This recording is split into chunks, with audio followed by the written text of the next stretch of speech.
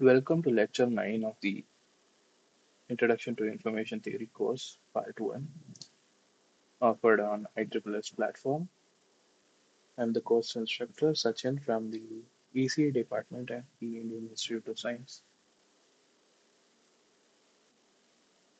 For Part 1 of the course, all the theoretical um, stuff that I wanted to cover is completed, so I won't be covering any more theory. But I thought I should solve a few problems. So I'll be conducting a few problem sessions.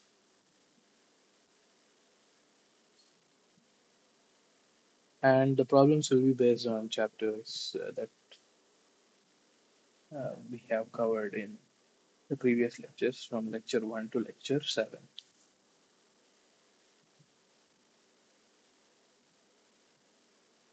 Before I get to the problems, I'll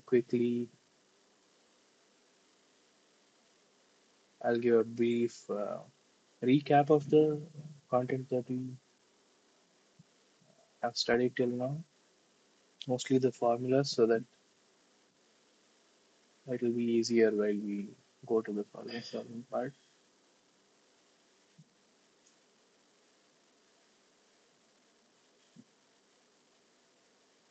So you could say this lecture is a summary lecture.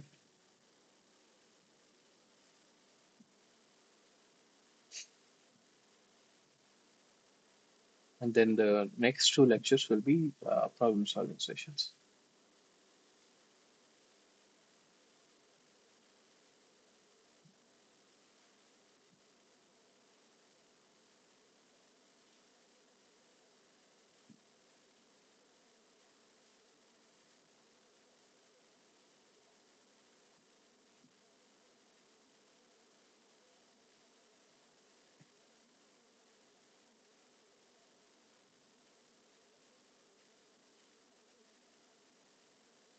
So we'll start.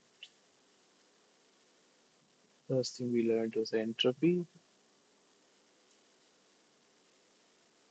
and for a discrete random variable x, the entropy of the random variable h of x is minus summation p of x log p of x, where x is over all values in script x, that is the alphabet.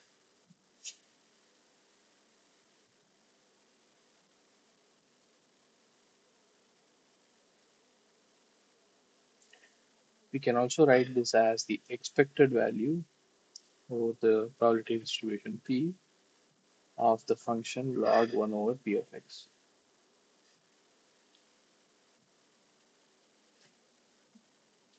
This is a this is a reinterpretation of the definition of entropy, and it's more compact, and it is also easier to use when you are proving theorems and results related to entropy. We can exploit the properties of expectation value uh, directly, so to be simpler to use than the original definition, the first definition.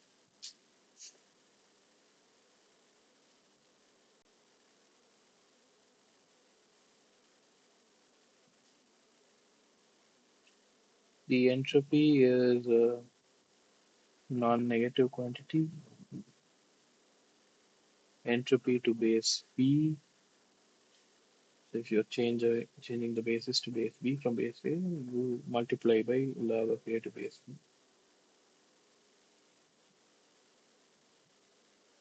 That's the conversion formula for entropy from one base to the other.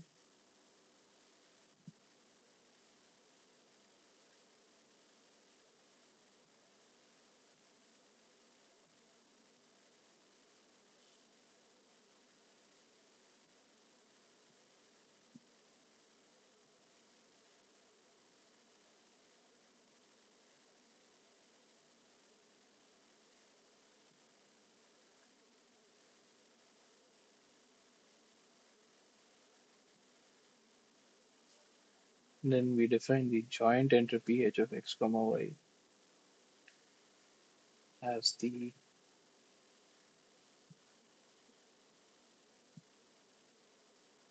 summation of p of x comma y log p of x comma y for all possible values of x and y,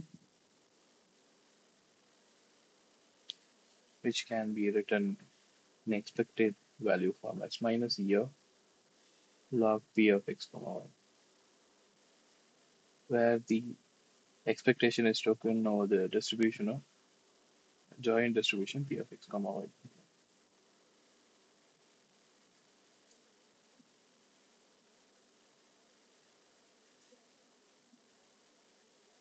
Next, we define the conditional entropy h of y given x as the average over all x of conditional entropy h of y given x is a particular value small x, where h of y given x is equal to small x is summation p of y given x log p of y given x, the minus sign, for all values of y.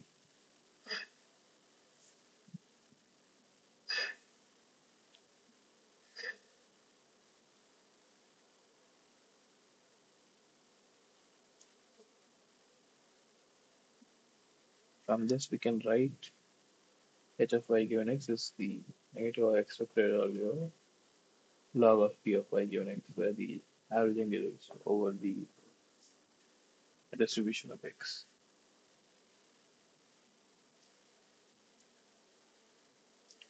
Then a beautiful rule called chain rule relates the joint entropy with individual entropies and the conditional entropy as h of x given y is equal to h of x plus h of y given x.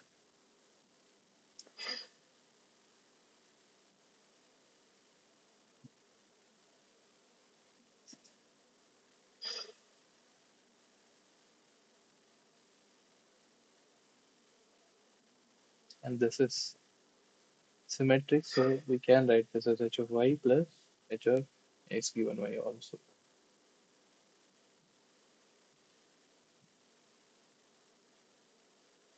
And as a corollary, we have conditioning on the joint entropy h of x comma y given z is h of x given z plus h of y given x and z.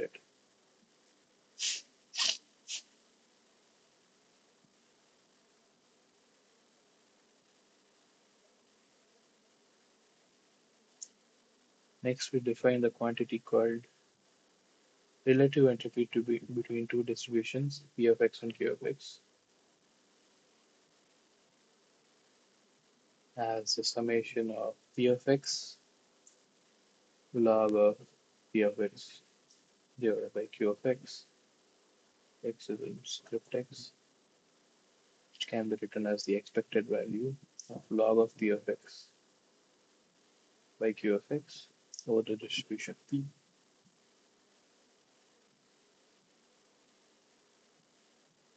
And convention, I won't write the convention, I just go and refer to the textbook or the previous lectures. So usual convention, log of 0 is 0, log of infinity is infinity.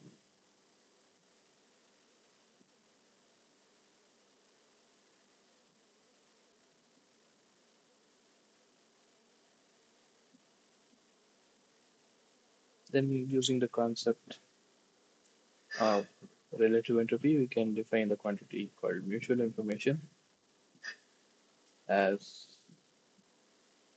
the relative entropy between the distribution p of x comma y, the joint distribution, and the product of orthogonal distributions p of x, p of y, which can be written as the expected value of log of P of x comma y by P of x P of y, which if you expand it out will be summation over all x and y values P of x comma y log of P of x comma y by P of x P of y. Now, subtle point here is that when you write D of P parallel Q, P and Q must be probability distributions over X. But it's not very clear that P of X, P of Y, the product of two probability distributions, is also a, a probability distribution. So this will hold only if that is true. That's the subtle point. Product of two distributions will also give you a probability distribution. That's why you can compare the joint distribution P of x comma y to the product of marginal distributions P of x, P of y.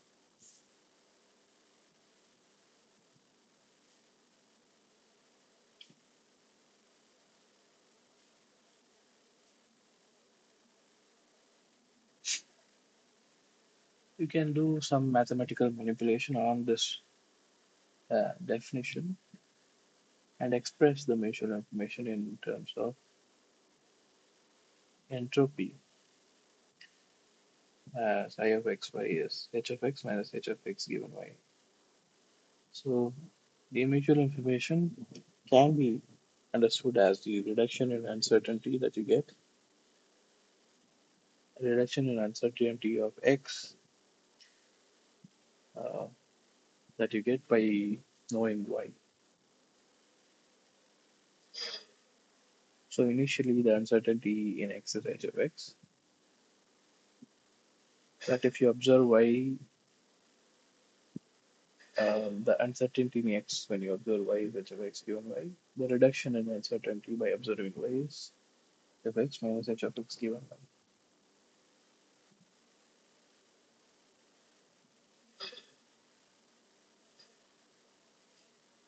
So mutual information between x and y is the reduction in uncertainty in one of the variables given that you observe the other variable.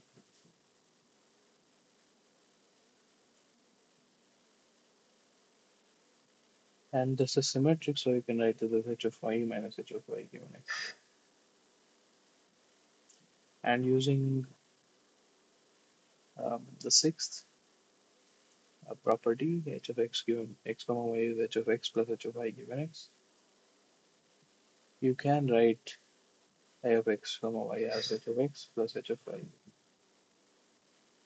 minus h of x comma y.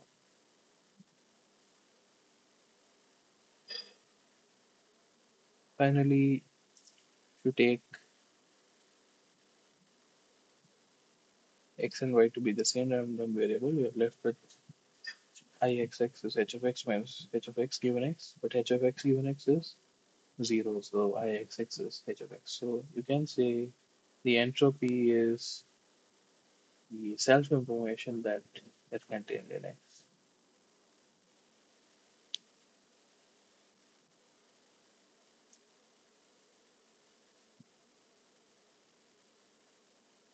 Let me also write down the mutual information is symmetric.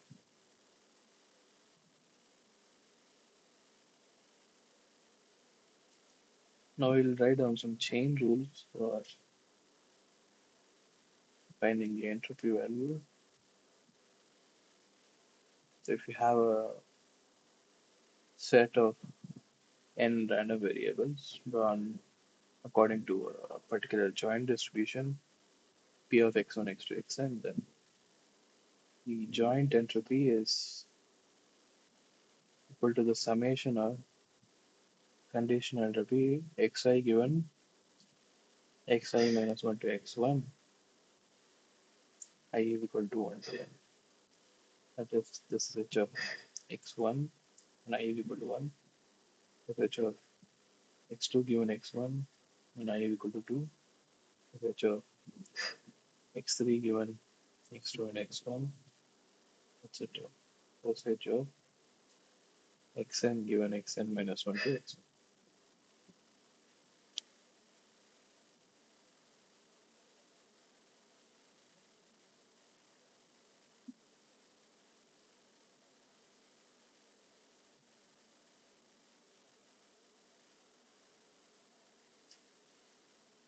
So we have seen conditioning on the entropy. What about conditioning on the mutual information?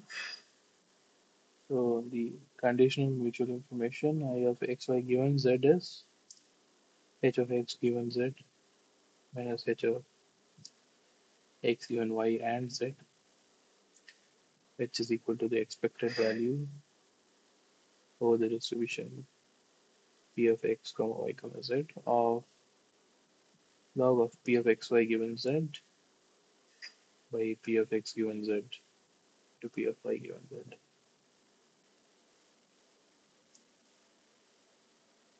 And the chain rule for mutual information can be written, it follows a similar pattern as the chain rule for entropy. So the mutual information between x1 to xn and y is summation I is equal to 1 to n mutual information between xi and y given xi minus 1 to x1.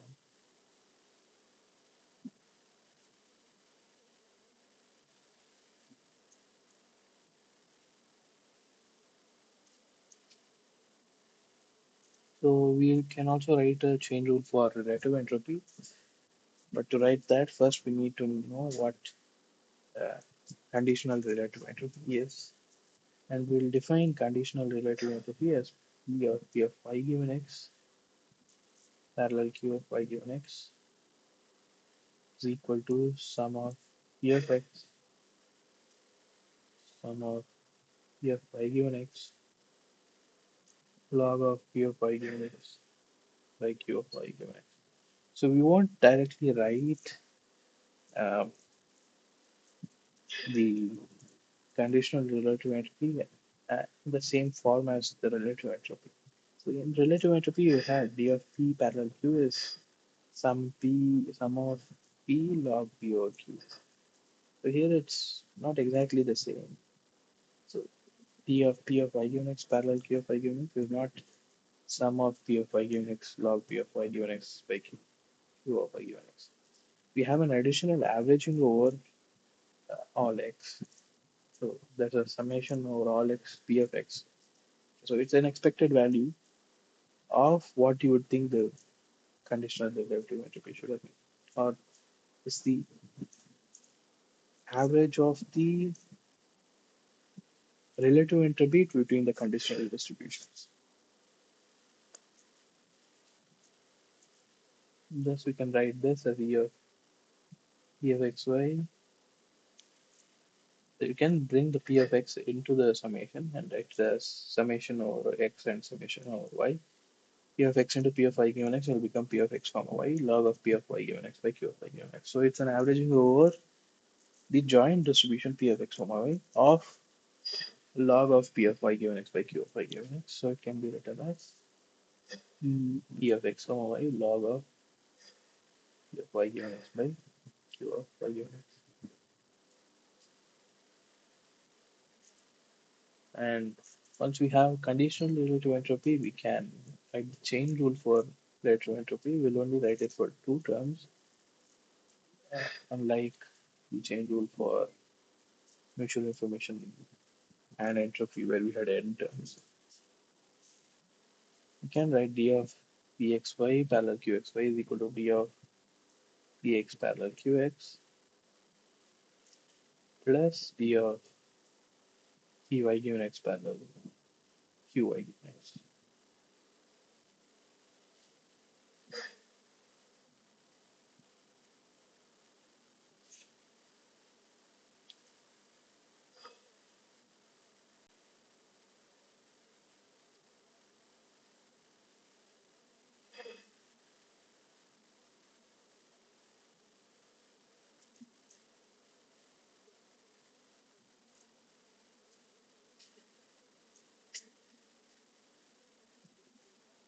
Next, we have the Jensen's inequality and its consequences. Uh, for that, we have to know what a convex function is. Convex function f of x would mean that f of lambda x1 plus 1 minus lambda x2 is less than or equal to lambda f of x1 plus 1 minus lambda f of x2. That lambda is a number between 0 and 1. So such a type of function is called a convex function.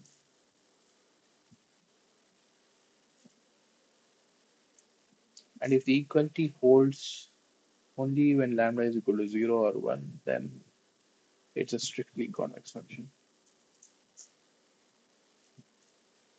F is concave if minus f is convex.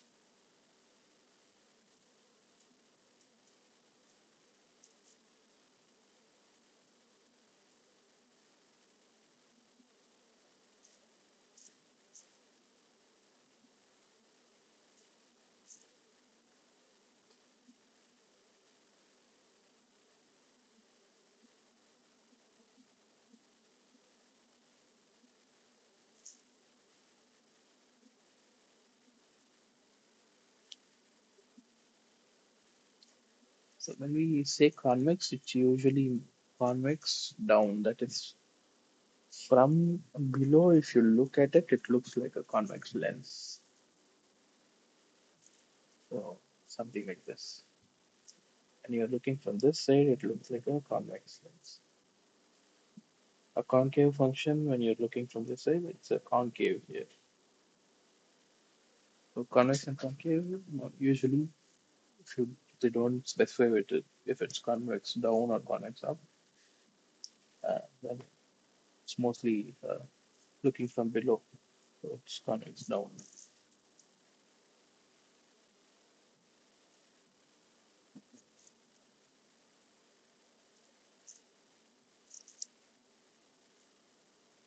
And to check convexity, you can take the double second derivative, and if the second derivative is negative, it's convex.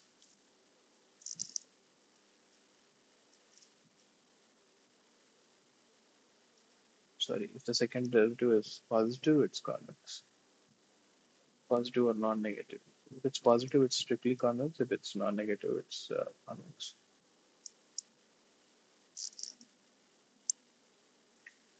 And once we know what a convex function is, you can write the Jensen's inequality for convex function f. The expected value of f of x is greater than or equal to f of expected value of x.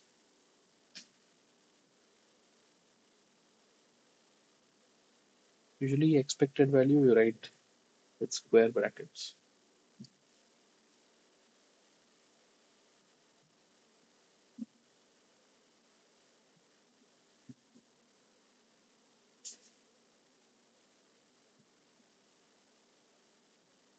So if you have a random variable x, you take you have a convex function. If you take the average value of the random variable and evaluate the function at the average value, then you take the function value at each point in the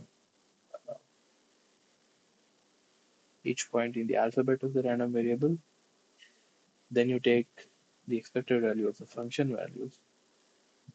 Then the expected value of the function values will be greater than or equal to the function value at the expected value of the random variable.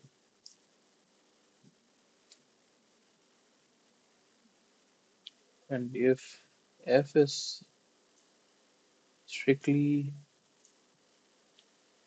convex, equality implies x is equal to expected value of x with probability 1.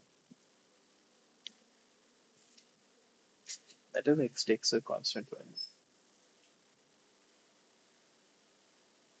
For strictly convex functions, that's the only way where the two quantities can be equal.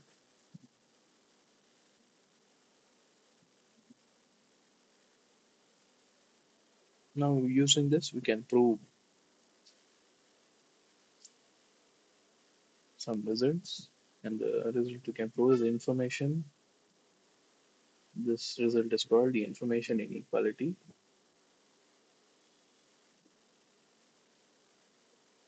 and it says the relative entropy is always non-negative. With equality, if and only if the distribution is the same.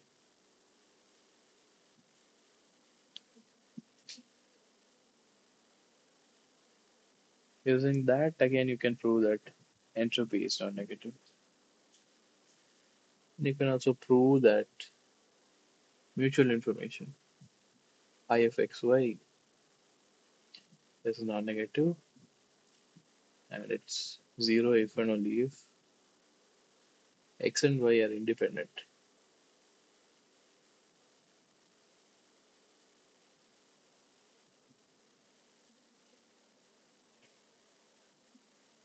You can also extend these results for conditional relative entropy and conditional mutual information. So d of p of y given x parallel p of y given x is also non-negative with equality if and only if p of y given x is equal to q of y given x for all x y such that p of x greater than 0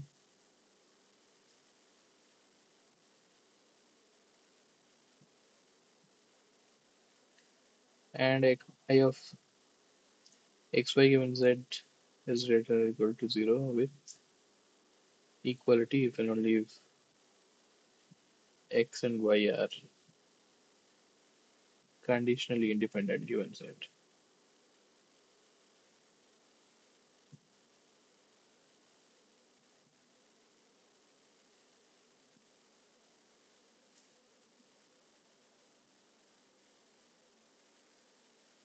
And we use all the results, many of the results that we have seen till now to prove a bound on the entropy of some random variable.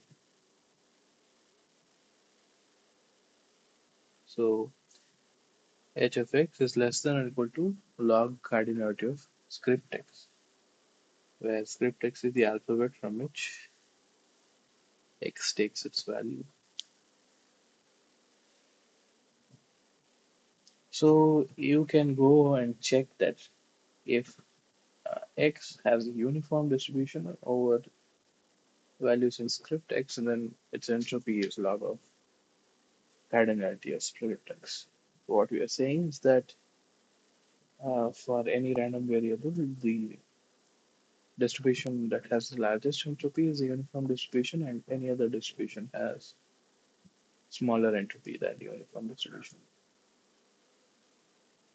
It kind of makes sense.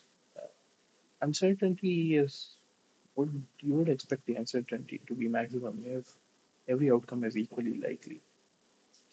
If some outcome is more likely than all the other outcomes, then on average, there is less uncertainty in what the outcome is, because you're more certain that the larger larger probability outcome will occur than other outcomes. So, in an intuitive sense, it does make sense that uncertainty is maximized when each outcome is equally likely.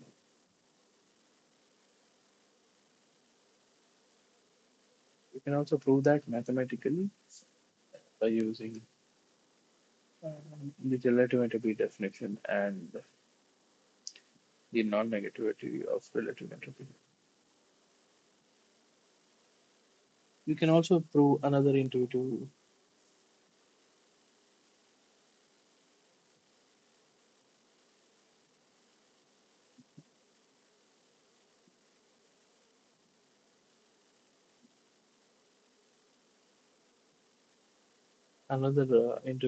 result, that is The entropy in X is reduced by observing some other random variable Y. And in the worst case, it's not reduced, it's just equal to h of x. But observing some random variable y, whether it's related to x or not, will not increase the uncertainty in x on average. Of course, this is on average. Uh, Particular outcomes of y might increase the uncertainty in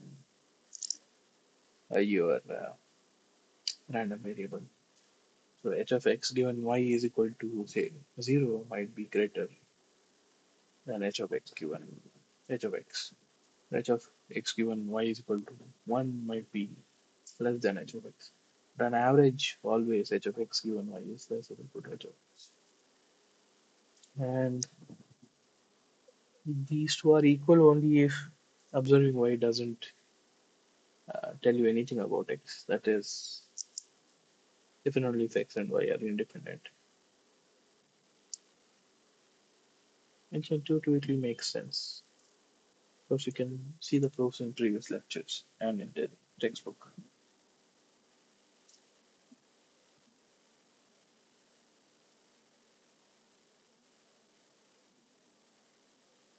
Now, using the chain rule, you can give a bound on joint entropy also. This is called the independence bound on entropy.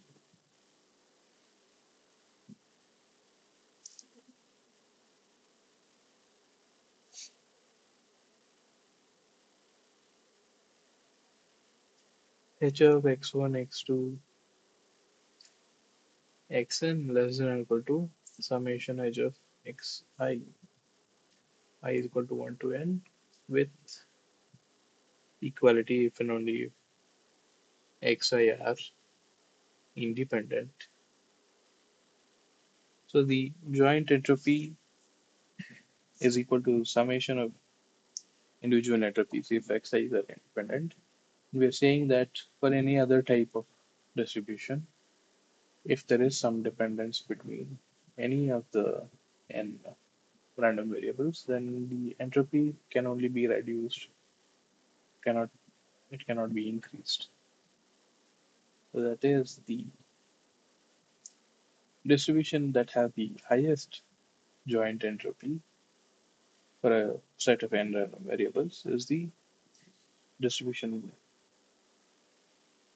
in which the individual entropies are independent. Individual random variables are independent.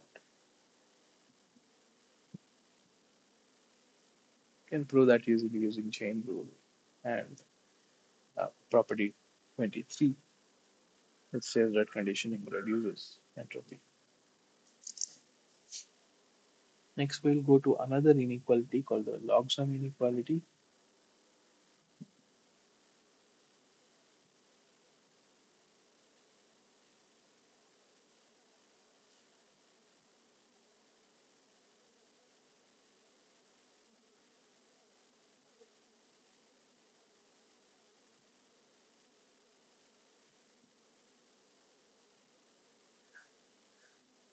Let me write the name of this, Vincent's inequality.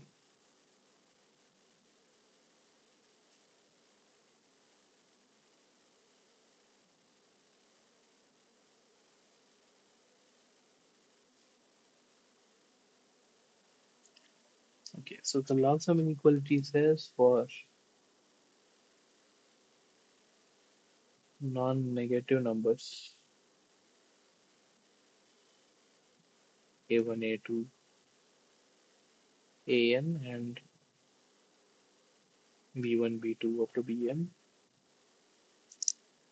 the summation of ai log of ai over bi is equal to 1 to n is greater than or equal to summation of ai is equal to 1 to n log summation of ai is equal to 1 to n divided by summation of bi is equal to 1 to n. The sum of ai into log of ai by bi is greater than or equal to sum of AI into log of sum of AI by sum of AI. So it's kind of an interchanging between log and sum, similar to the Jensen's inequality, but for the log function. With equality, if and only if AI by BI is a constant.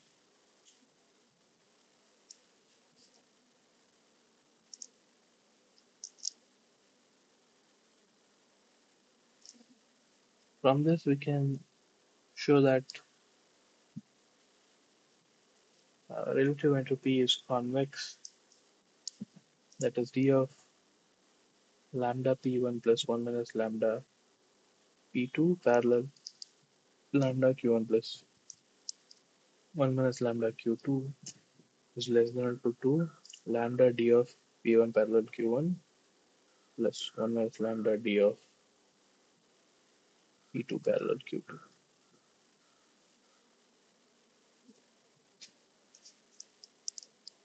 or all lambda in the range 0 to 1. So that is dp parallel q is convex. From the convexity of relative entropy, we can then show that h of p is a concave function of p.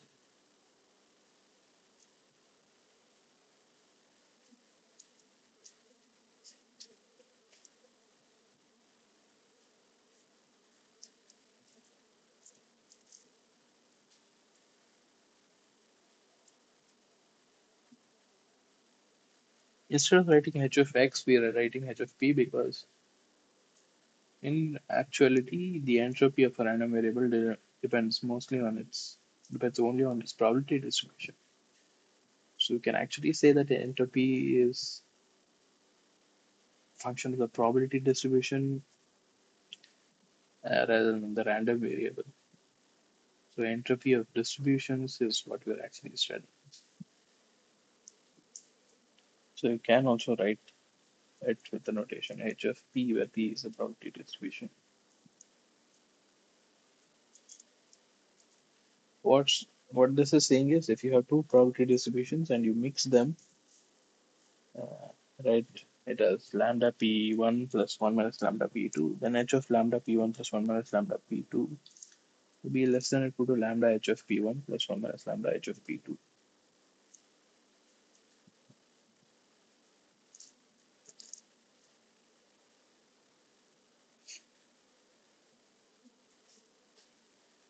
And from these two, you can then write convexity or concavity of mutual information.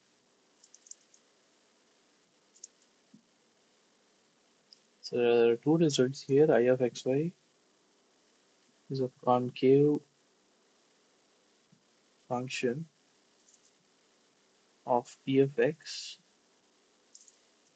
for fixed p of y given x.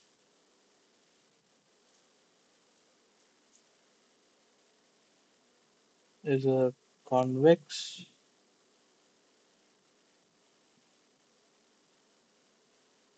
function of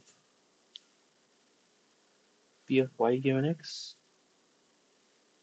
for fixed p of x.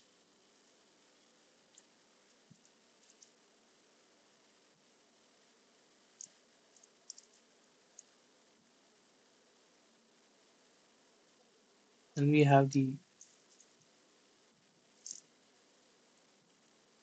data processing inequality, for which we need to know what a Markov chain is.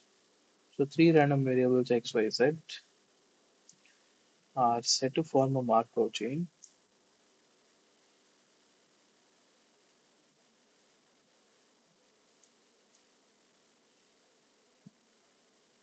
In that order, the order is important. If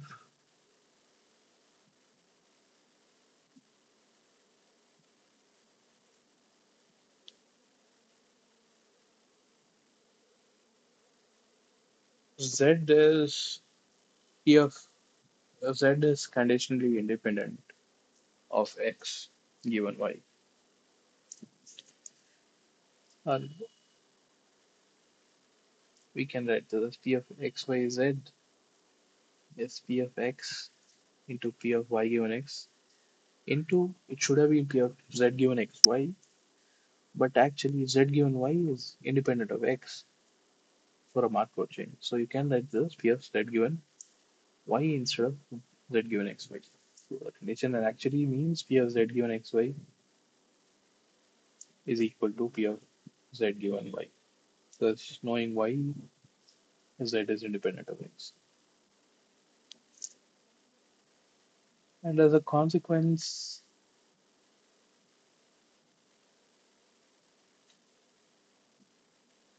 X, Y, Z, that is X, we write X, Y, Z from a Markov chain by writing X arrow, Y arrow, Z. And this is true if and only if X and Z are conditionally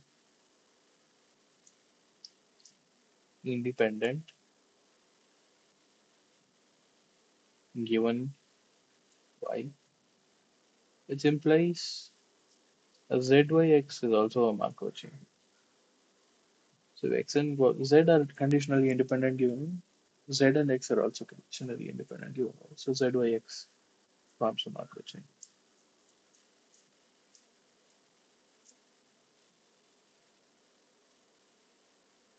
Then we have X, Y, and f of y, any function of y, forms a Markov chain because given y, f of y, f is completely a function of y. So once you know y, regardless of a value of x, you know f of y also.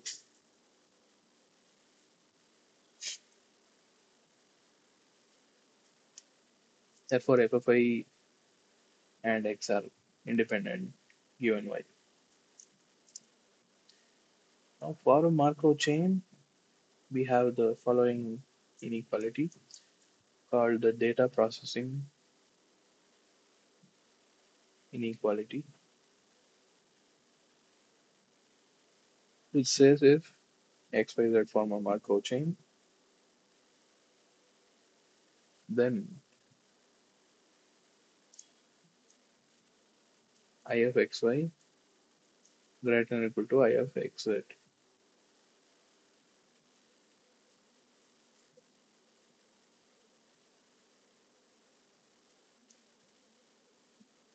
So observing a downstream random variable z doesn't increase the mutual information.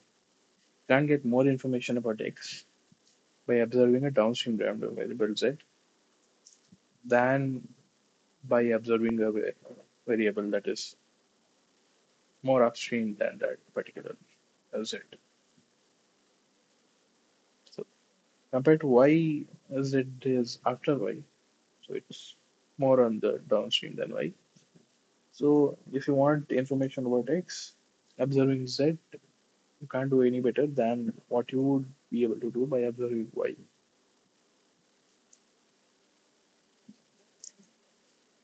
That's the data processing inequality. So in actuality, what it means is, suppose z is some processing you do on y, then that processing doesn't increase the mutual information.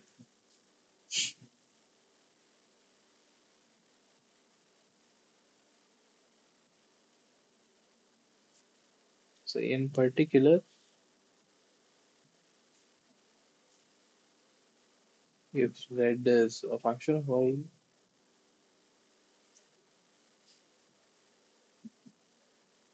I of xy is greater than or equal to I of x and g of y. Processing doesn't increase the mutual information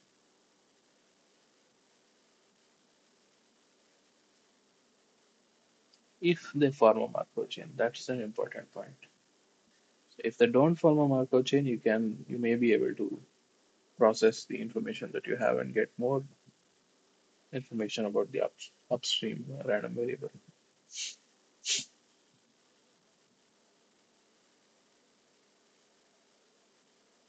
As a corollary, you have if XYZ form a Markov chain,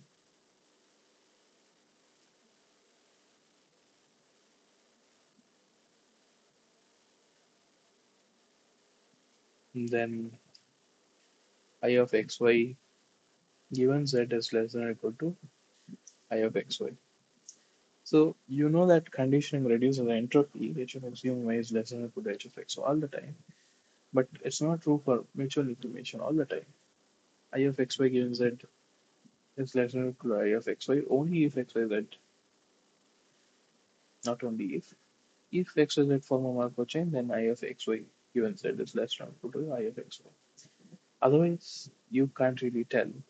You'll have to calculate the values and then find out whether I of xy given z lesser or greater. So it's possible that it is greater if it's not a Markov chain.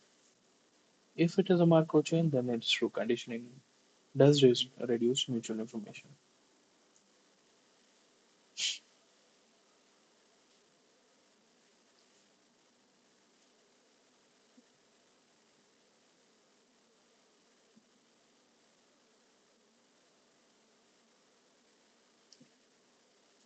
Next is about sufficient statistics. We have the definition of sufficient statistic. Function of a random variable t of x is said to be a sufficient statistic. So a sufficient statistic is something that, let's say, you don't want to store all the values of the random variable x, all the experiment, all the outcomes of the experiments. You just want to store a particular function of all the outcomes. In which case, if it's a many to one function, then if it's a multivariable function, then uh, if the number of function values is lesser than the number of uh, possible input values, then it might be easier to store just the outcome of a set of experiments. I mean, if your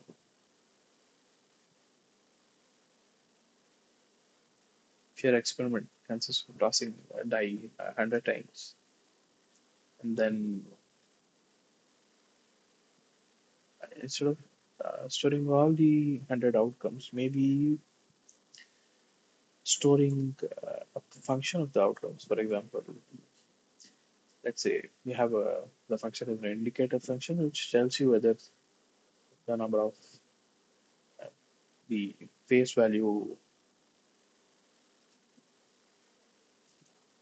the sum of the face.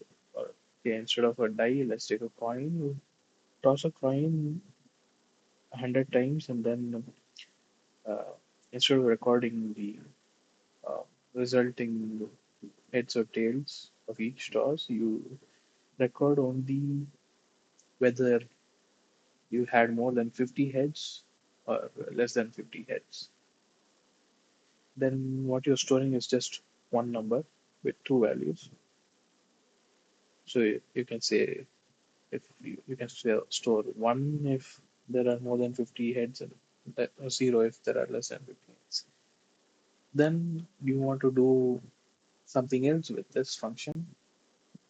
So for your purposes, this particular function might be enough, and maybe the exact heads and tail values of each of the outcomes might not be necessary.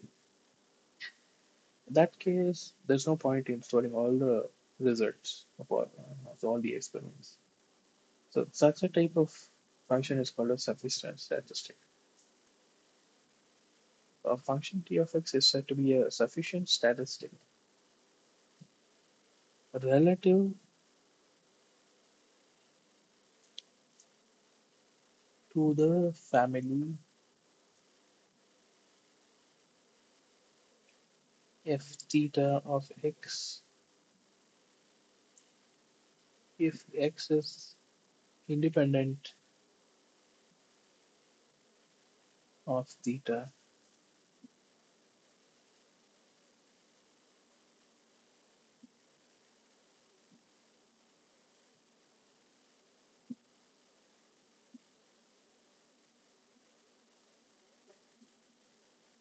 given t of x for any distribution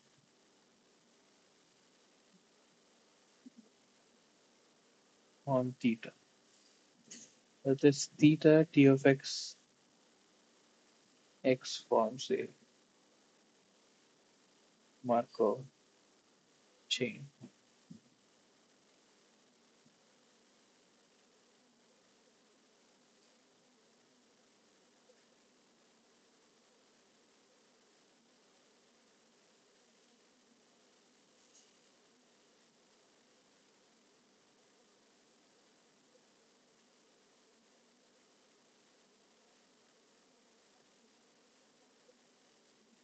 So t of x is some function of the random variable x, which stores all the information about the distribution of the random variable x. So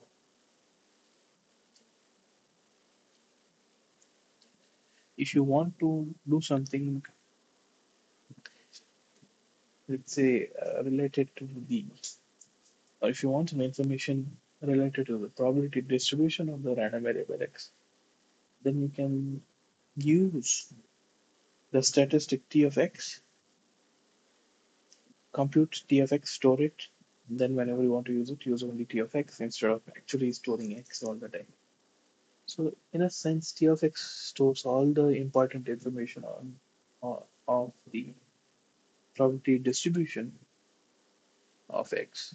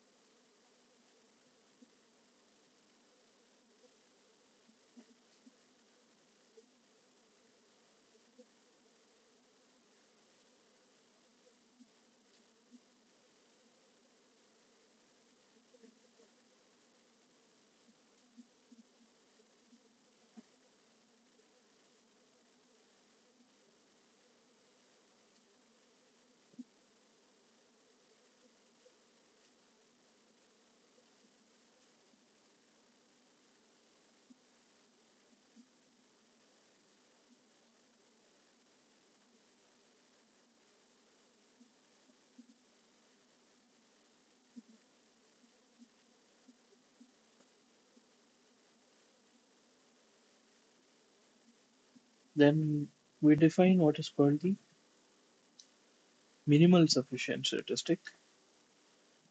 T of x is a minimal sufficient statistic related to a family of distributions.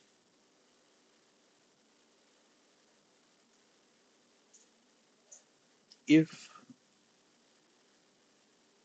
it is a function of every other sufficient statistic,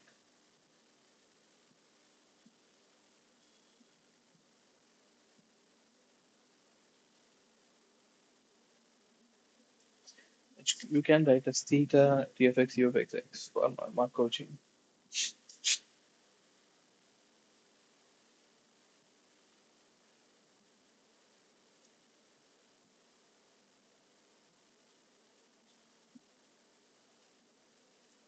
Finally, the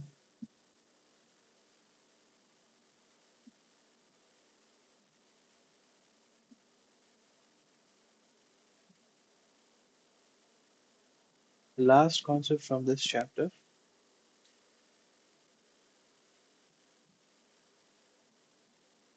which will complete the summary of this chapter.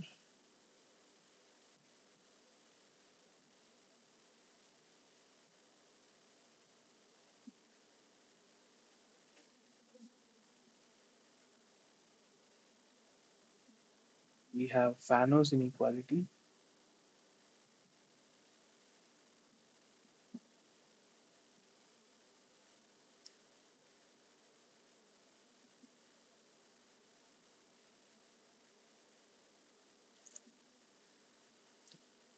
For any estimator x hat such that x, y, x hat with p, the probability that x is not equal to x hat. So when we say x is not equal to hat, what we exactly mean is, so x is a random variable. For each value in the alphabet of the random variable, that is each value in script x,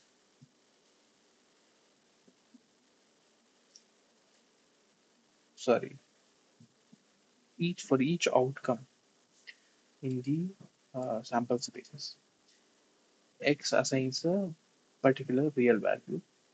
That's what x is. It's a random variable. It's a function from the set of outcomes to the set of real values. So x is actually a function of omega. If you say omega is small omega is the outcome of the experiment. So for each outcome of the experiment, x assigns a particular value. X hat also is an estimator. X hat also assigns a particular value for each outcome. If for even one outcome the value of x and x hat don't match, then we say that the estimator x hat is not equal to the random variables. So what is the probability that for at least one outcome x and x hat don't have the same value? Is the probability that x is not equal to x hat, which is called the probability of error, PE. Then if x hat is an estimator such that x given y x and x hat are, so y is something that you, x is the outcome of the experiment.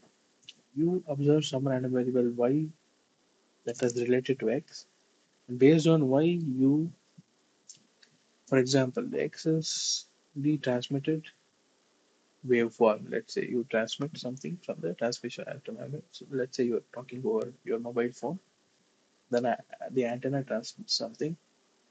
Then there's a noise when it travels from the antenna tower to your phone. So what you receive is some modified version of Y.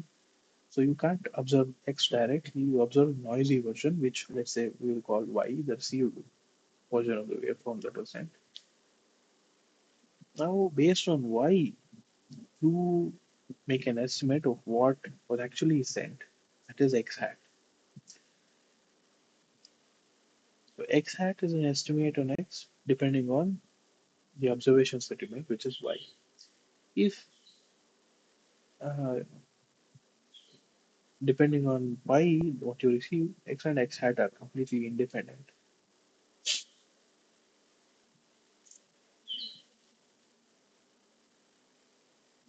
Then we have the following bound on the entropy of X given X hat as follows: h of PE plus PE log cardinality of X is greater than or equal to. So h of X given X hat is bounded this way.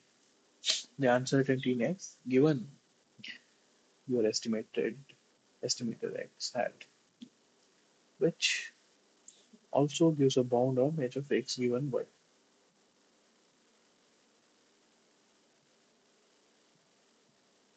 This can be weakened to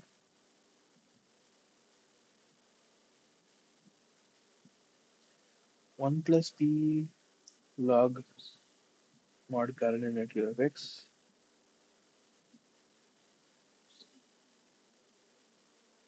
or p is corresponding to h of x given y minus 1 by log mod coordinate of x.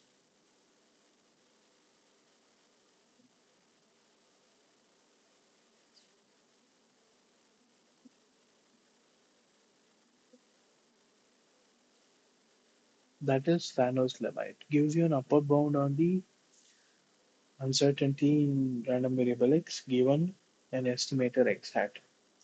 It's based on observed random variable y.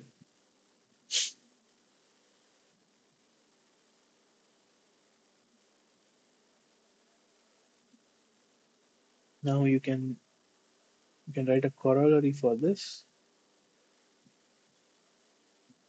If you say p is the probability that x is not equal to y for two random variables x and y, then h of p plus p log mod x is greater or equal to h of x given y.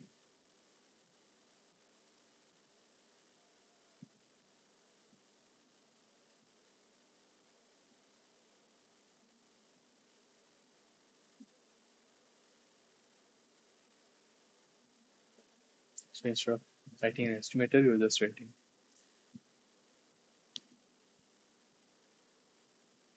So instead of comparing the uncertainty, uh, upper bounding the uncertainty in x given some estimator x hat, you're just uh, upper bounding the uncertainty in x given any random variable y, regardless of whether it is related to x or not. Be any random variable,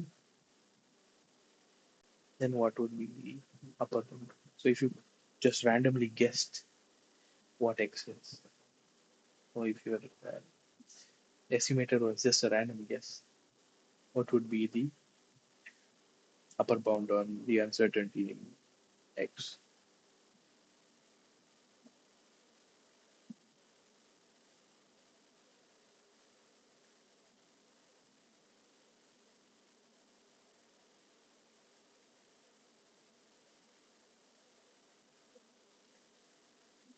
Another corollary would be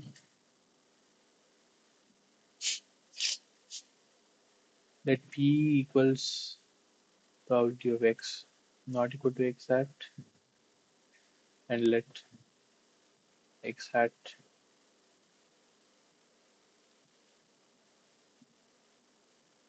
be a function from script y to script x with an estimator,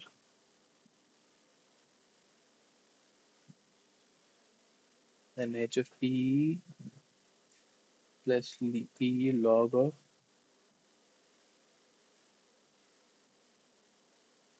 linearity of x minus 1 straight line equal to h of x given one. So here the only difference is the estimator,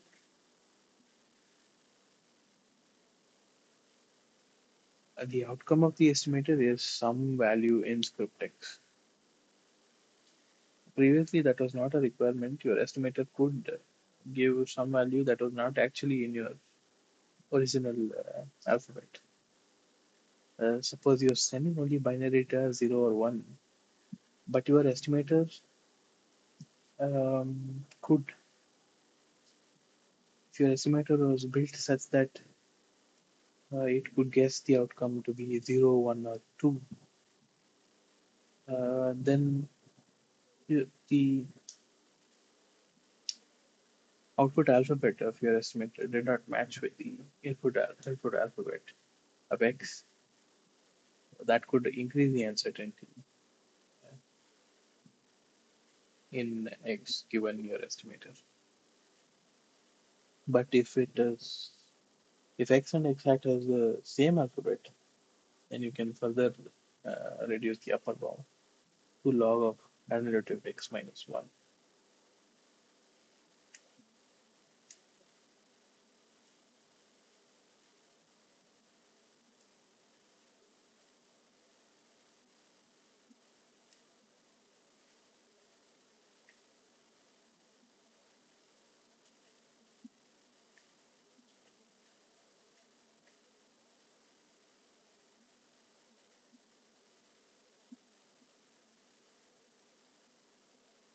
Then you have if x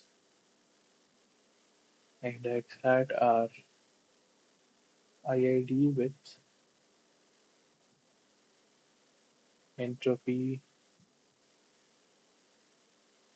h of x,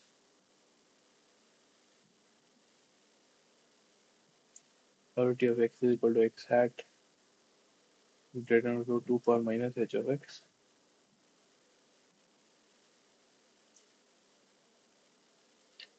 with equality if and only if x has a uniform distribution.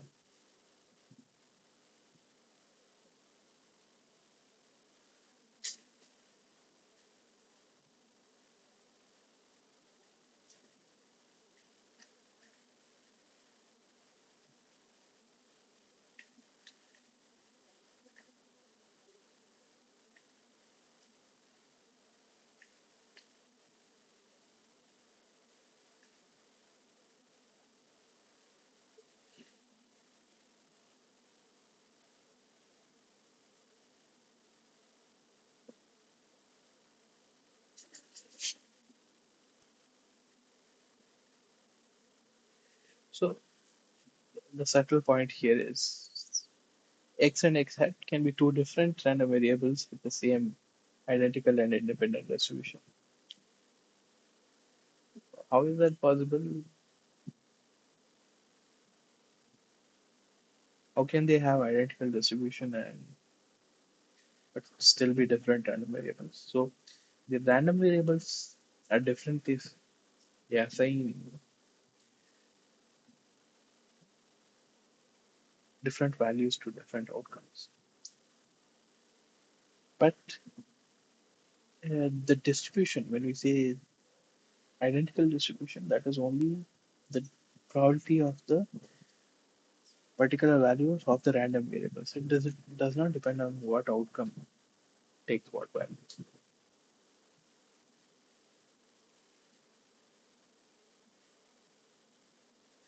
For example, suppose you have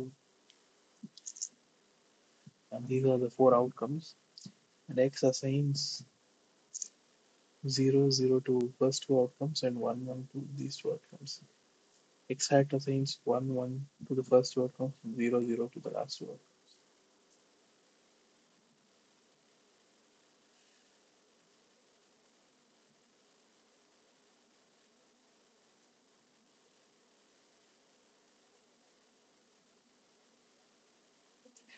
And let's suppose probability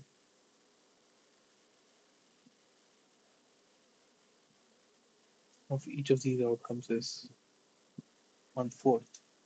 So probability that x is equal to 0 is probability that x is equal to 1 is half. Similarly, probability that x bar is x dash is the 1. Probability that x dash takes the value 0 is also half. But clearly x and x dash are not the same random variables. So it is possible for two random variables to have the same distribution, but the random variables are completely different.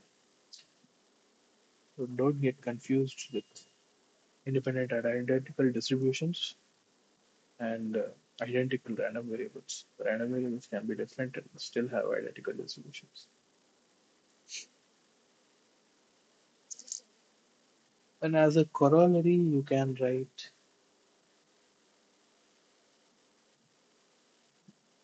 if x and x hat. Also, yeah, here,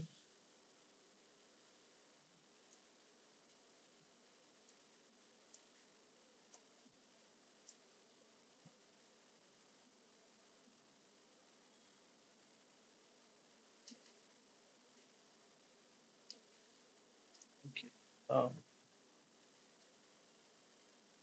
you can write the probability x is equal to x bar is written to 2 times minus h of t minus d of p parallel r.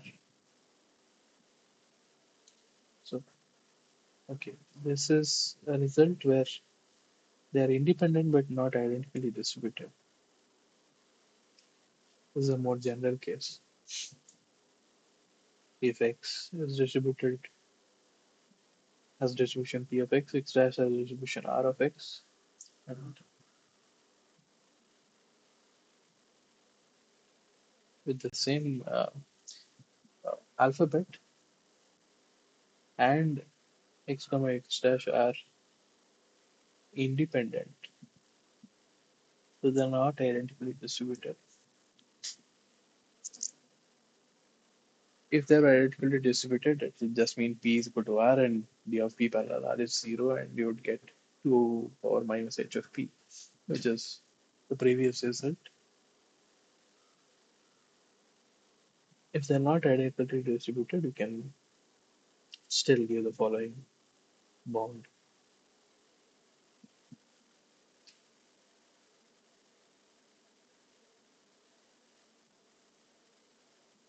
Okay, that's a summary of chapter 2 from Thomas and Cowell.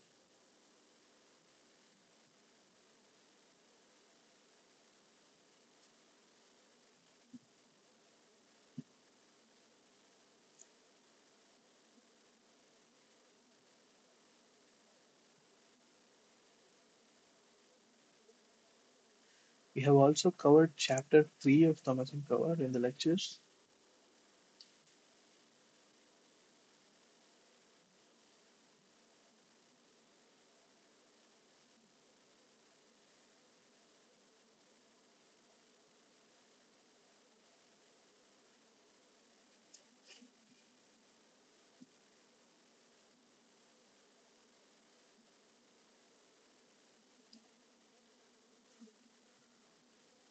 So, next we'll summarize chapter 3.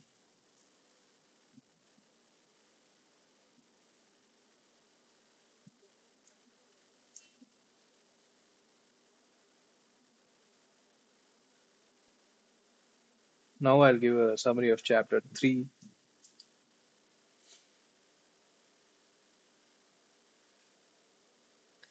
We start out with the definition for convergence of random variables,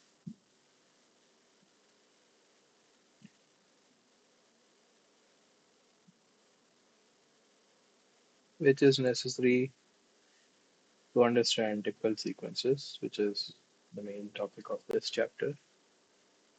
We say that the sequence of random variables x1, x2, xn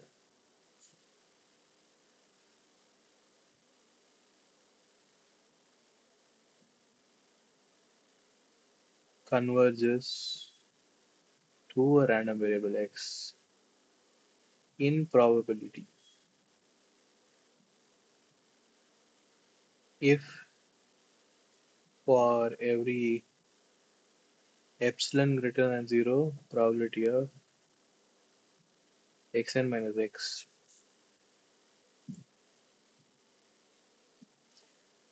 greater than epsilon is less than 0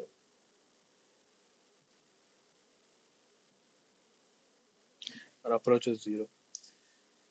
Um, approaches 0 in the sense that given any delta, you can confine probability of xn minus x greater than 0 to be less than delta by choosing suitable value of n. That is, for any given epsilon and delta greater than 0, there is some number capital N such that probability of um, xn minus x greater than epsilon is less than delta for all n greater than capital N. That's convergence in probability.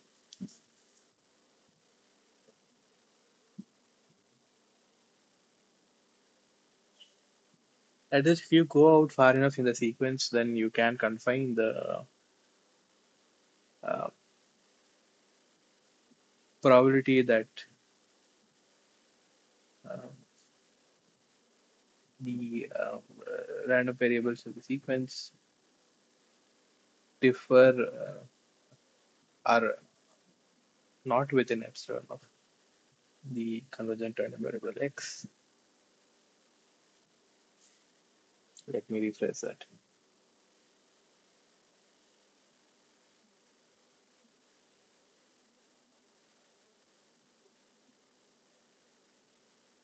If you want your xn's to all be within epsilon of x with certain probability, that is, the probability that xn minus x is greater than epsilon should be less than delta for some delta. It should be a small value. Then, by going out far enough in the sequence, you can guarantee this for uh, all random variables that are after a particular point in the sequence. So that's convergence in probability. Then you have convergence in mean square.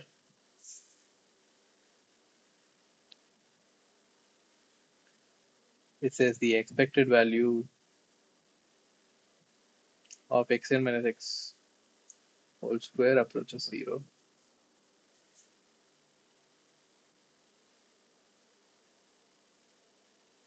which again, when we say this approaches zero, we actually mean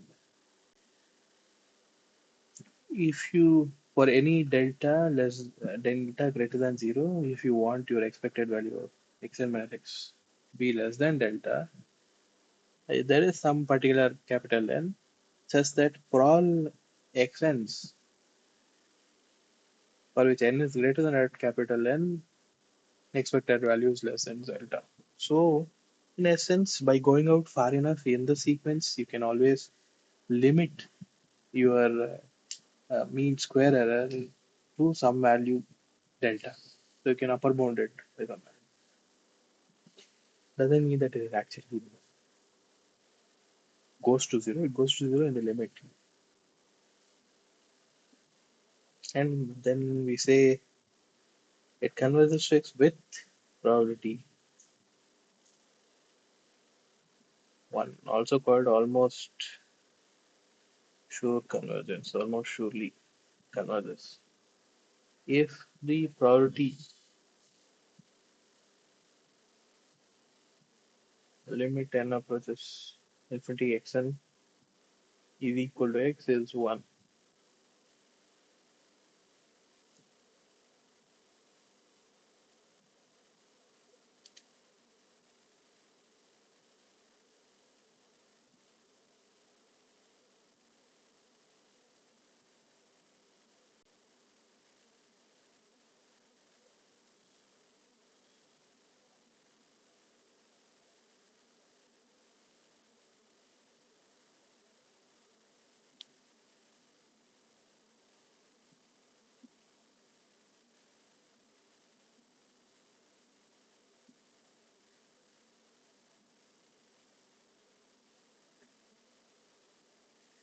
So for all this actually means for all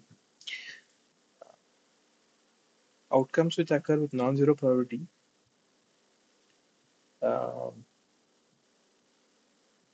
the limit of the random variable values for those outcomes,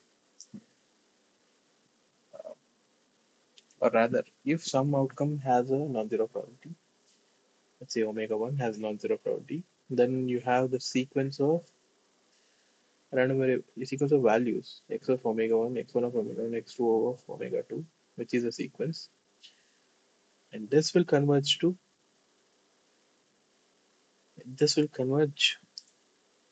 This is sequence, so the limit of that sequence will be x of omega 1,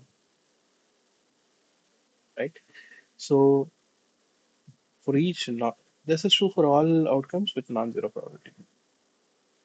So each non-zero probability outcome, the sequence uh, of values of the random variables at that particular outcome converges to the value of x at that outcome.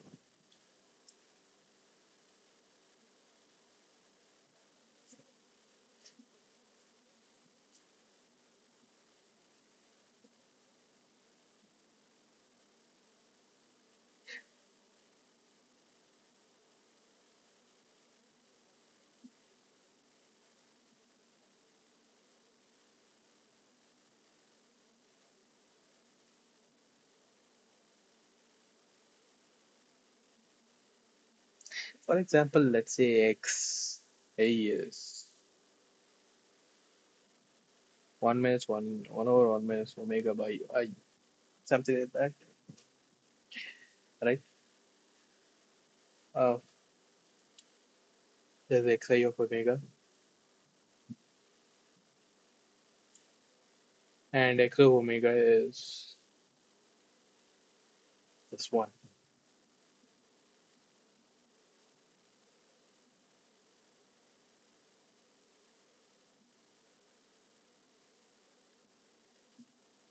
Let's say this is true for all outcomes.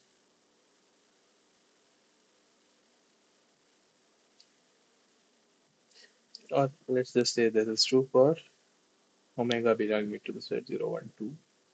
Let's say sample space is actually 0, 1, 2, 3, 4, 5, something like this. So these three outcomes, uh, if this is true, then limit of xi of omega as I approaches infinity is limit of 1 over 1 minus omega over I as I approaches infinity, which is 1, which is equal to x of omega. So this is true for these omega 0, 1, 2. Let's suppose xi of omega has a different formula for other outcomes 3, 4, 5, etc. So for all those outcomes which are non-zero probabilities, this type of thing should happen. Limit of xi of omega should be equal to x of omega.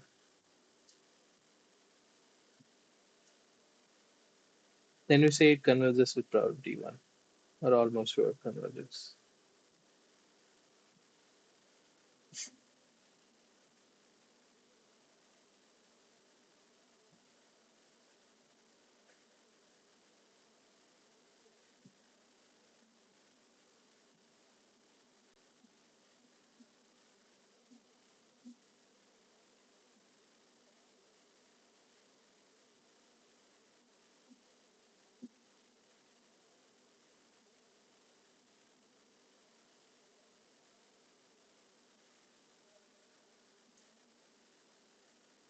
Once we have this definition, we can go to um, the proper text, can go to asymptotic equipartition property. This is the if x1, x2, x1, x2 are IID with distribution P of x, then the sample entropy converges to the true entropy in probability.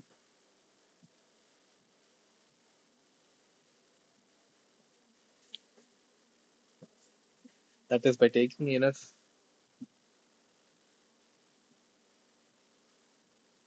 um, enough values in the sequence, by taking enough, um, by conducting the experiment enough number of times, the sample value can be made to be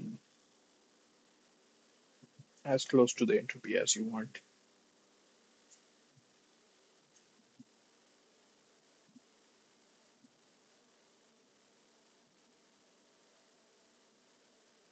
So in probability means P of minus 1 over n log P of x1 x minus h of x is greater than epsilon is less than delta for all n greater than capital.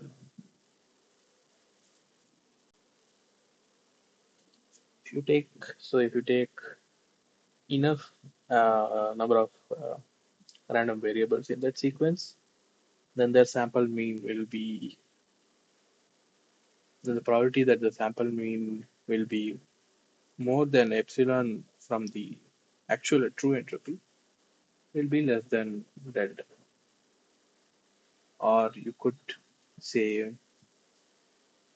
the probability that the sample mean is within epsilon of um, the true sample entropy is within epsilon of true entropy is as close to one as possible as you want. You can make it as close to one as possible by taking uh, enough number of random values, random variables in the sequence by going far out enough in the sequence. Then we have this definition of the typical set.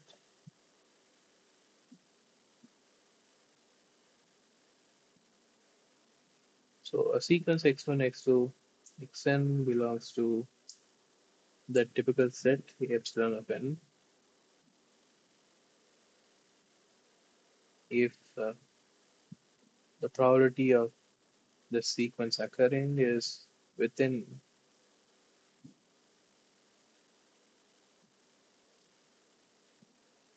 2 power minus n h of x minus epsilon and above 2 power minus n h of x plus epsilon. So this actually means that if you take the log of the probability and divide it by minus 1 over multiply it by minus 1 over m, this is a sample entropy that is within h of x minus epsilon and h of x plus epsilon. That is all those sequences for which the sample entropy is within epsilon of the true entropy of the distribution p of x.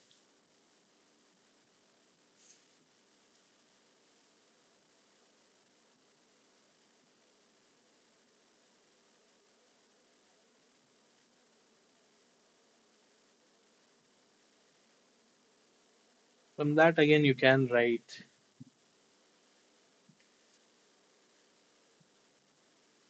a theorem which, which we have proved in class.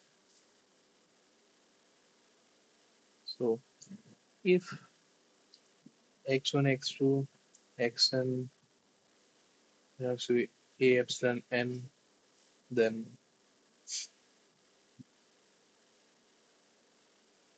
like I said earlier, the sample entropy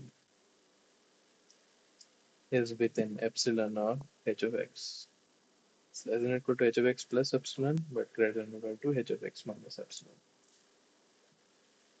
Second point is that probability of the outcomes in this typical set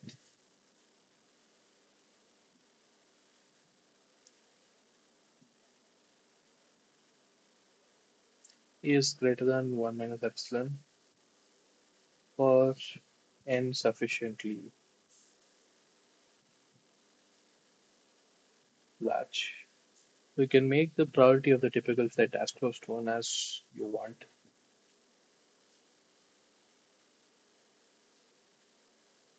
And the size of this typical set is upper bounded by 2 power n h of x plus epsilon.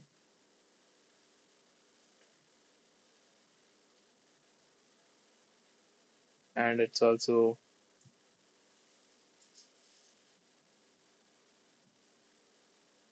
lower bounded by 2 power n h of x minus epsilon for n sufficiently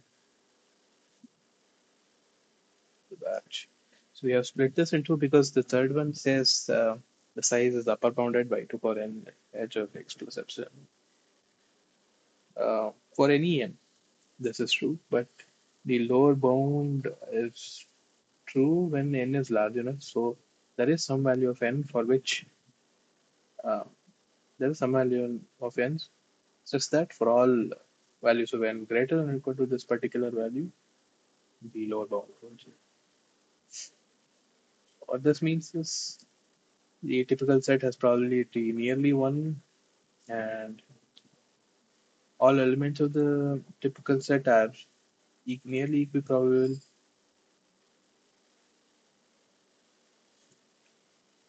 and the number of elements in the typical set is nearly 2 power nh.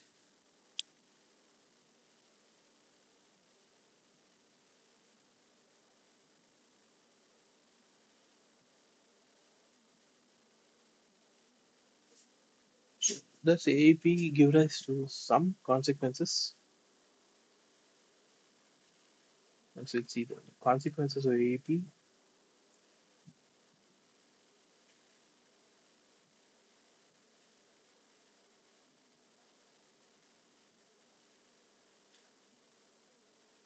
Let xn be IID distributed as p of x, epsilon is some number greater than 0.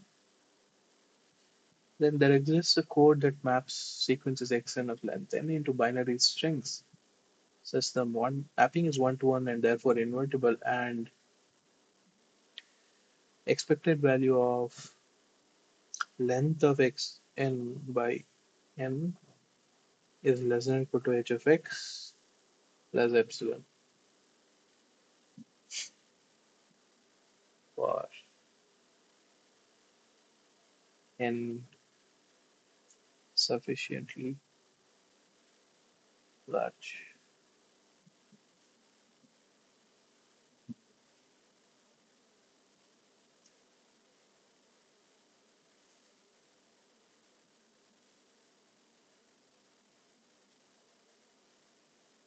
L of xn is the length of the code word corresponding to xn. So there is a mapping from the set of sequences to code words such that the mapping is one to one, and the expected value of length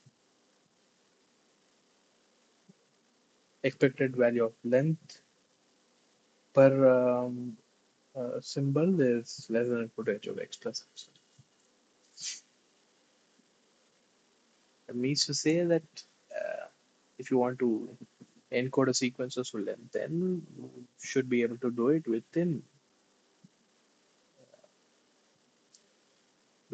h of x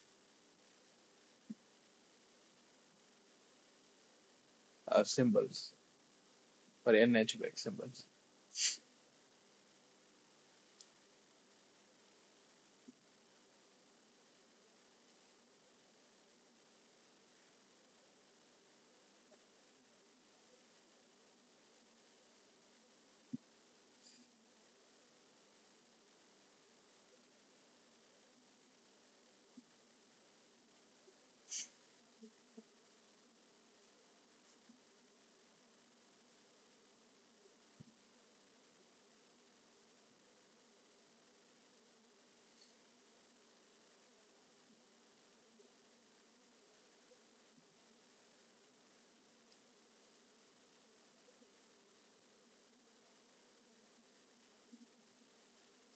So what you have to understand is if you have n length sequences, let's say you take binary sequences, then there are 2 power n possible sequences, right? 2 power n possible n length sequences. So if you want to encode that, if you don't do any coding, then that corresponds to 2 power n code words, right? 2 power n, it's very large compared to it. But suppose your entropy is just half 0.75, then you only need n times 0.75.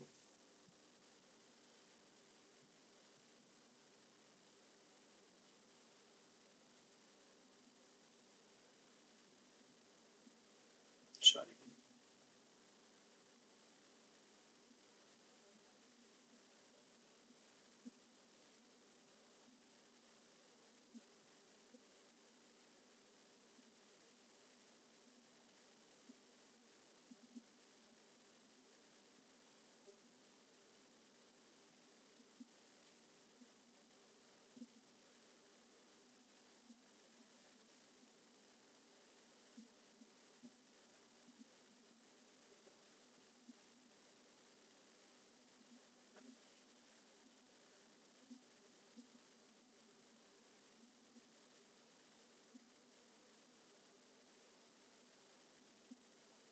So you only need n times h of x bits on average to represent sequences in Xn.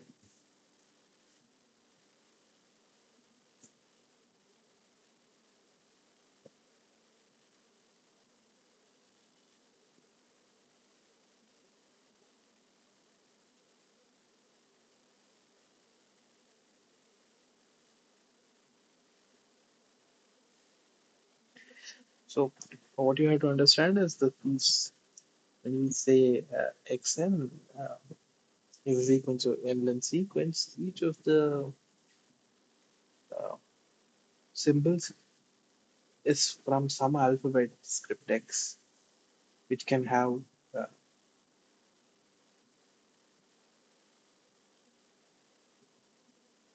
any number of values. So to represent them using bit strings,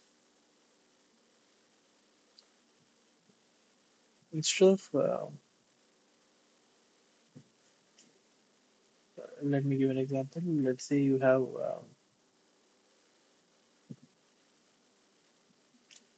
script X is A, B, C, D, and you have a sequence of length 4. So each of these can have take any of the four values.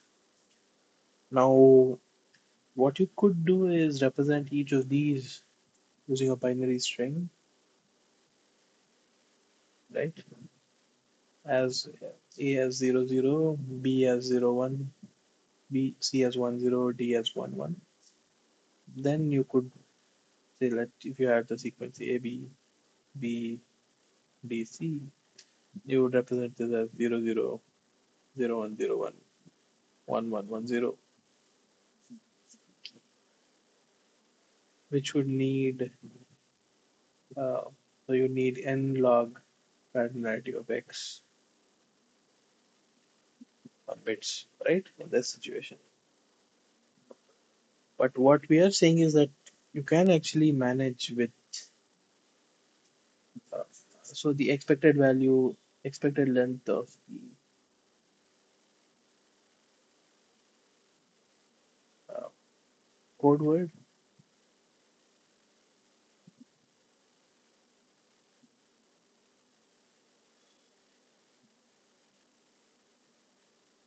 is n log cardinality of script x. What we are saying is it should be possible to do it with n h of x and h of x bits instead of n log cardinality of x. And we know that h of x is always less than or equal to log mod script x. So n h of x will be less than or equal to n log mod script x. So depending on their distribution, we might be able to do much better than uh, this type of coding where we assign code words to the script letters and then assign code words to sequences based on the code words to the script letters. So what we are saying is instead of encoding separately like this for each of the values in the alphabet and then encoding the n-length sequence, it is better to jointly encode n-length sequences themselves. So instead of individually encoding A, B, C, D, it's better to encode A, B, B, D, C. Other combinations will be there, right? A, B, C, D, B. So by preparing a coding scheme for this, for these n-length sequences themselves, we can do much better on average. Note that it's only average. So some of the code words might be longer than uh, what you would get if you did standard block coding for the alphabet letters.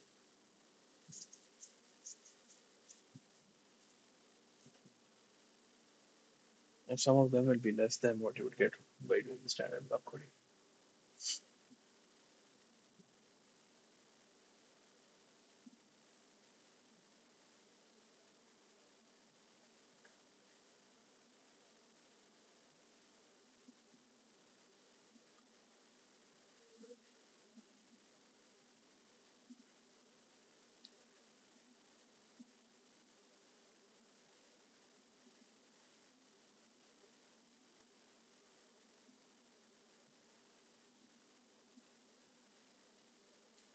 Next was one section,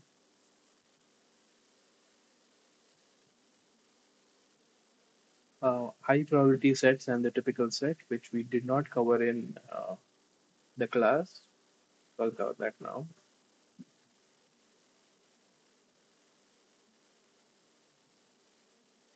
So we had a definition for the typical set A epsilon of n. We said that A epsilon of n is a smaller set than the entire sample space, such that most of the probability is contained within this set, so that we can encode these sequences with longer code words, with smaller code words.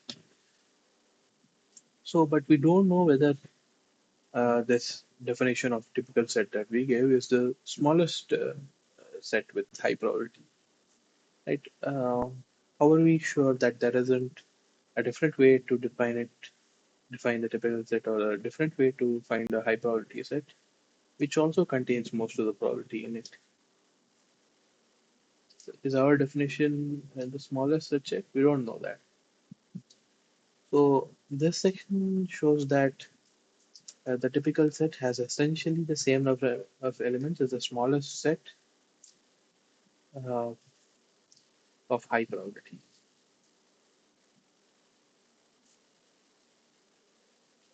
So that by the typical set is much easier to define, and the properties are much nicer.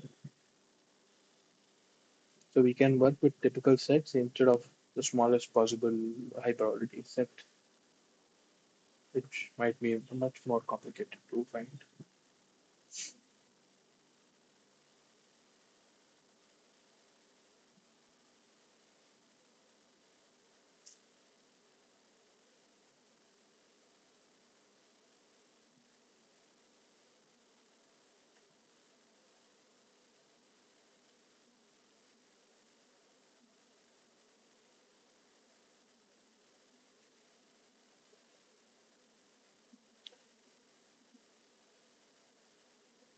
So first we define definition for each n is equal to 1, 2, etc. Let B delta of n subset of script x and be the smallest set with probability of B delta of n greater than equal to 1 minus delta.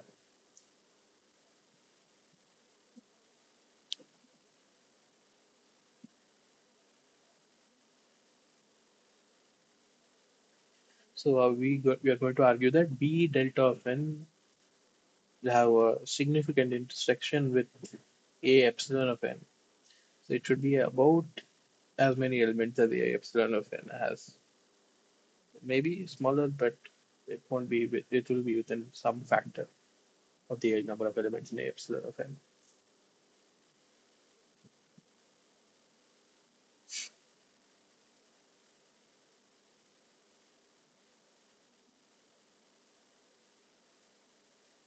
So the that we have this theorem 3.3.1, which says let x1, x2, etc. xn be IID distributed as p of x for delta less than half and any delta prime greater than 0 if probability of b delta of n greater than 1 minus delta,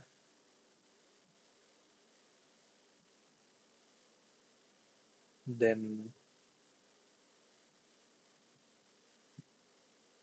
1 over n log of cardinality of b delta of n greater than h minus delta prime for n sufficiently large.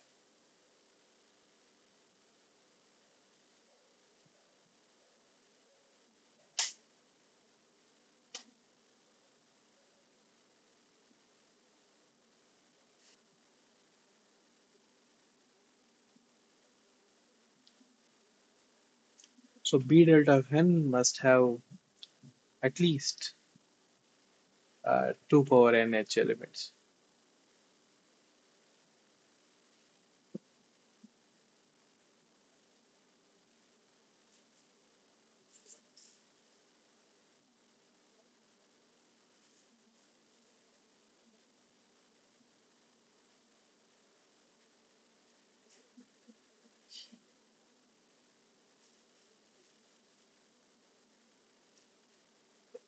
Within first order in the exponent, because that's the delta prime.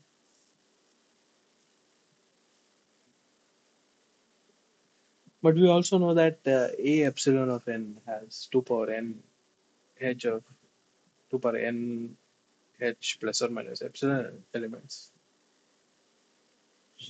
So the proof of this theorem 3.31, you can check problem 3.3.11 in the textbook, which has an outline of the proof. Um, so from the theorem, b delta of n must have at least 2 power n h elements to the first order in the exponent, but a epsilon of n has 2 power n h plus or minus epsilon elements. This is also 2 power n h elements to the first order of the exponent. Therefore, a epsilon of n is about the same size as the smallest high probability set.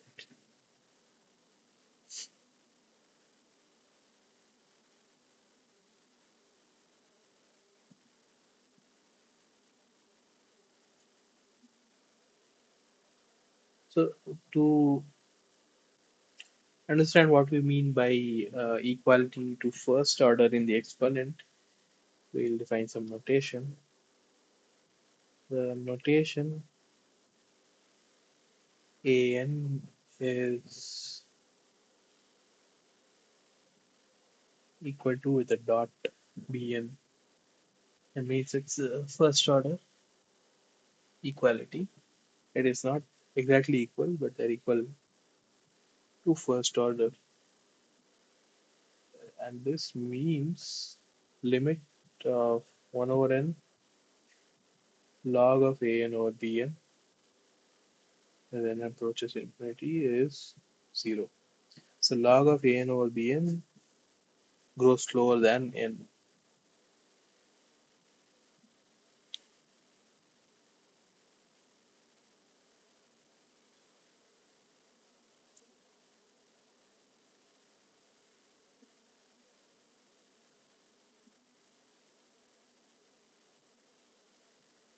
So an over bn is some quantity 2 power some exponent, and that exponent grows slower than n. That's what it means. Yes, the exponent of an over bn is slower than n.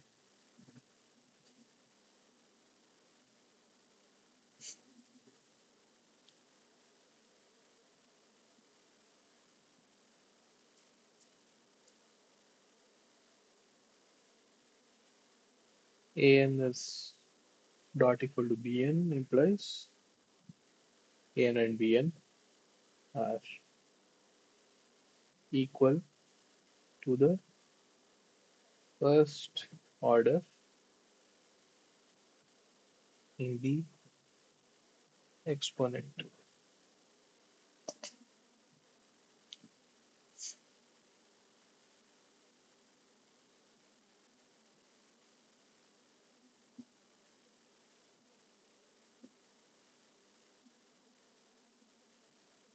So we can restate the previous results as if delta n approaches 0 and epsilon n approaches 0, then B delta n of n, which is the smallest set such that probability of that set is greater than or equal to 1 minus delta n, is equal to is equal to first order in the exponent to a epsilon n of n, which is the typical set, which is equivalent in the first order in the exponent to 2n h epsilon. That is, the size of a epsilon of n b delta of n is 2 power n h epsilon plus some quantity that goes to 0 as n goes to infinity.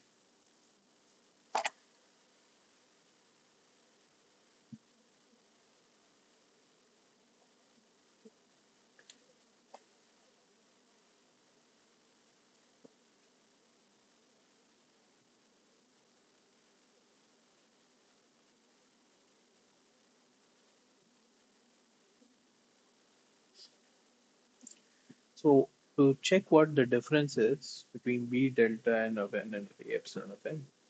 So when you are defining the typical set, what you said was the probability of the sequences in the typical set it's between 2 power n h of x minus epsilon and 2 power minus m h of x plus epsilon. So there was an upper bound also on this. So that's not really necessary when you're talking about a high probability set. If you're only talking about a high probability set, you only need the lower bound. So what's the point of the upper bound? Then high probability sequences won't be included in the a typical set. For example, if you have a Bernoulli random sequence, Bernoulli sequence x1, x2, xn, each of this is a Bernoulli random variable with parameter p is equal to zero point 0.9. So it is one with probability, one with probability theta.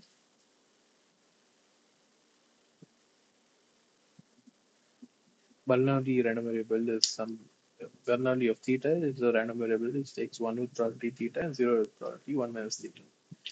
You have a sequence of such random variables, then the high probability set will contain the sequence of all ones because that is a high probability outcome. But your typical set might exclude will exclude the sequence of all ones because of the upper bound in the probability. But it will include those sequences um, which have about about 90% of ones in them. But the sequence of all ones has 100% of ones in it. Right? That might not be included in your typical set. It's mostly not included, depending on the value of n and epsilon. If epsilon is small enough, it won't be included. So B delta of n and A epsilon of n are different, but they still have about the same um, number of outcomes because the such high probability uh, outcomes which are excluded from the typical set are very small in number. That itself is performed by some uh, quantity which goes to zero as in approaching infinity.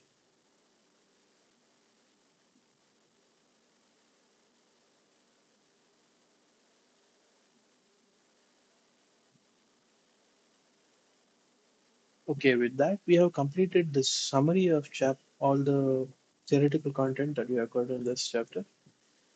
So, next session, I will take one problem solving session where I will solve a few problems from both chapters 2 and 3, and we'll conclude the course with that lecture. So, here's the penultimate lecture, lecture 9, and in lecture 10, we'll solve some more problems. There was one problem session earlier where I had solved 5 problems.